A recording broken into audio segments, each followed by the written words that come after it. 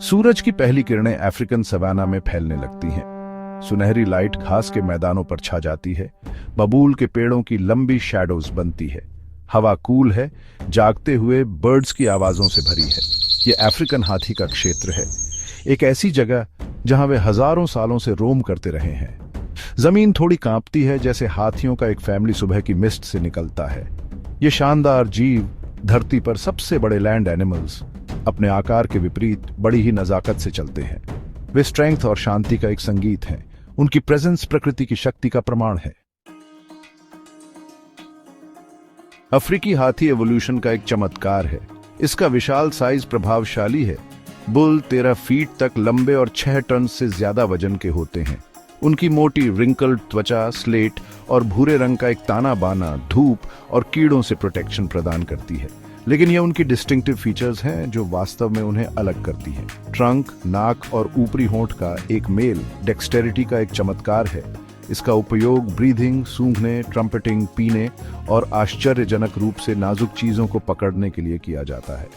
उनके बड़े ईयर्स जो 6 फीट तक चौड़े हो सकते हैं, सिर्फ सुनने के लिए नहीं होते हैं। उनका उपयोग थर्मोरेगुलेशन के लिए भी किया जाता है। गर्मी को कम करने के लिए फड़फड़ाते हैं। और फिर टस्क्स होते हैं, नर और मादा दोनों में मौजूद लंबे इंसाइजर दांत, जिनका उपयोग खुदाई करने, छाल उतारने और डिफेंस के लिए किया जाता है। हाथी सोशल प्राणी होते हैं जो कॉम्प्लेक्स पारिवारिक समूहों में रहते हैं। एक मादा हाथी, जिसे मैट्रियार्क कहा जाता है, समूह का नेतृत्व करती है और महत्वपूर्ण निर्णय लेती है। हाथी विभिन्न प्रकार की साउंड्स और फिजिकल सिग्नल्स के माध्यम से कम्युनिकेट करते हैं, जो उनके सोशल बॉन्ड्स को मजबूत करते हैं। युवा हाथी प्ले करते हैं और अपने बड़ों से सीखते हैं, जो उनके डेवलपमेंट और सोशल स्ट्रक्चर के लिए महत्वपूर्ण है।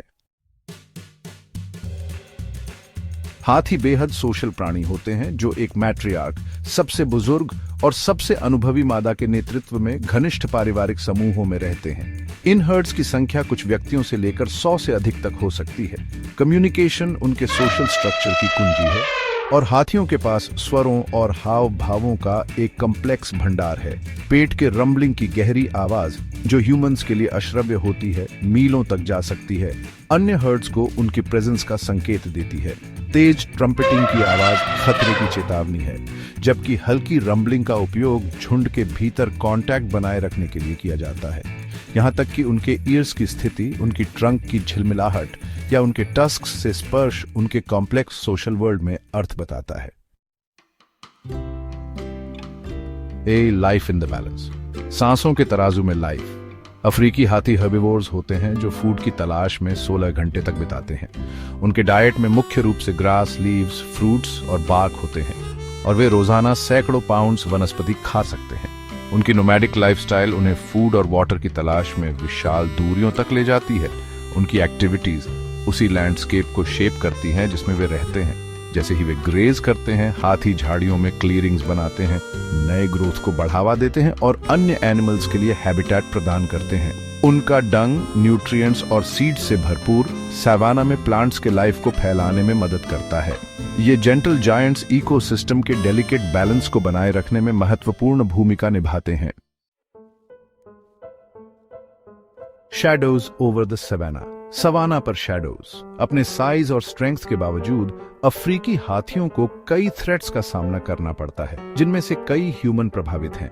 उनके आइवरी टस्क्स के लिए इलीगल शिकार, इलीगल वाइल्ड लाइफ ट्रेड द्वारा संचालित पॉपुलेशन को कम कर दिया है।